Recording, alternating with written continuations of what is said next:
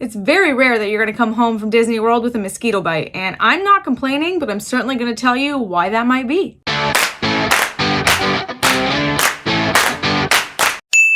Hey guys, welcome back to my channel. If you're new here, welcome. My name's Swishwilly, aka Lindsay, and I talk about all things Disney. So if you're into that sort of thing, make sure you hit subscribe and click that notification bell to make sure you don't miss any of my videos. Today's video is a little bit different than my other ones because we're talking about insects.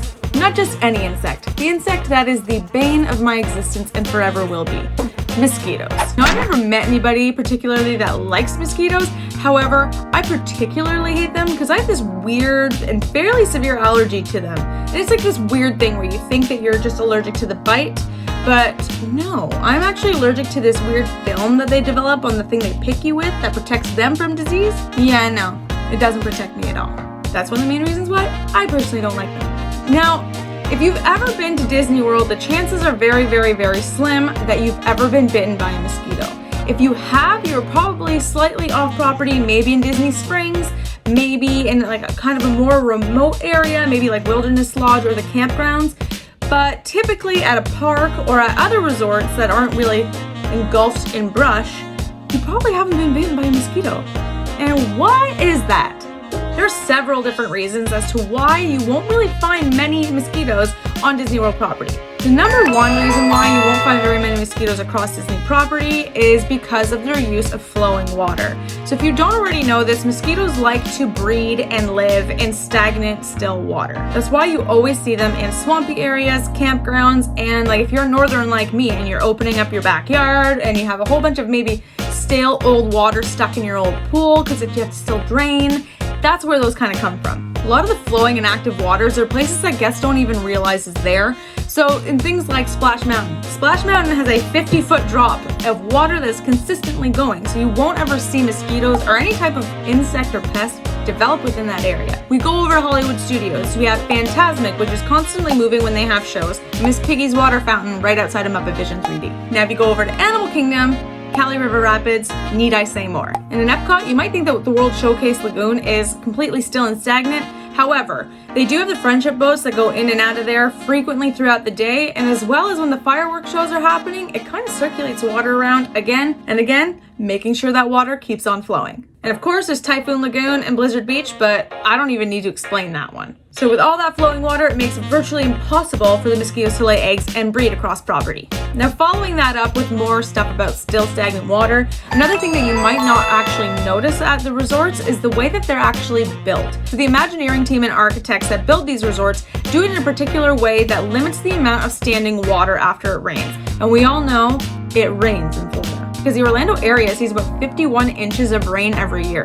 Next, you know that they've done a whole lot of research and they work diligently to create anti-mosquito landscaping.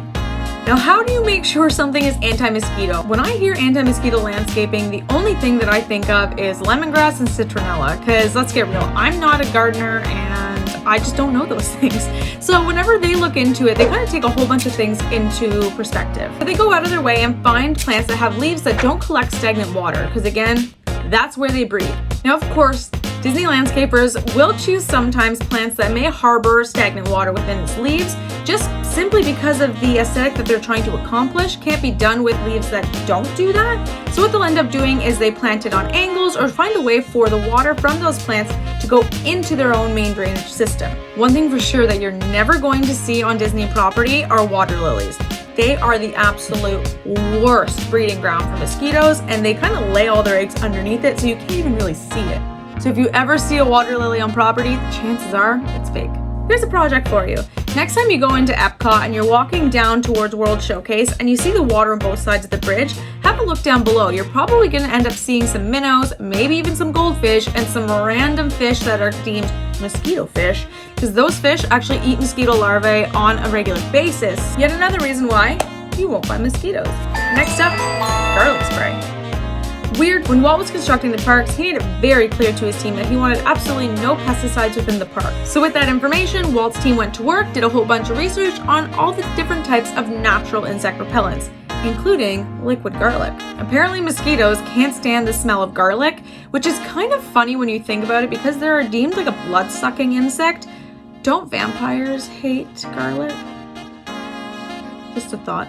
To this day, they still spray plants with garlic extract, but it's such a small amount that the human nose won't detect it. However, mosquitoes will stay far, far away. So Disney does take some additional measures to ensure the safety of their guests when there might be a prominent display of mosquitoes in the area. And back in 2016, when the Zika virus was very prominent on people's minds while they were traveling to different areas that had mosquitoes, Disney had placed a whole bunch of signage outside their different areas, just telling people to be aware of what may be going on, just to protect themselves. And Disney also offers complimentary insect repellent to all their guests when they're on Disney property. If you're ever worried about mosquitoes on Disney property, just head over to guest relations or the first aid area, and they'll be able to tell you exactly where you can find your complimentary insect repellent. Personal tip, if you're like me and it doesn't matter if they're not around, they will find you because of the scent you give off or something. I don't know. They just managed to find me. I mean, even at Disney World, I maybe get 5 bites through a 2-week trip. However, the best thing for me is that Off-Skin-tastic lotion. You have to get the lotion one because it absorbs in your skin. It doesn't smell gross or anything, but the spray does literally nothing for me. So, personal tip. Disclaimer, this video is not sponsored or paid for in any means by Off or any of the companies that it associates itself with. So comment down below with 2 different items for me. 1, if you use any other product besides the one I mentioned that protects you from mosquitoes and works like a wonder, I would love to know what that is. And number 2, let me know if you were today years old when you found out that Disney has virtually no mosquitoes on property. Thank you for watching this video, and I know it's a little bit different from what I normally do, but I appreciate you watching. Make sure you give this video a big thumbs up, and make sure that you hit that subscribe button and click that notification bell to make sure you don't miss any of my videos. Have an awesome day!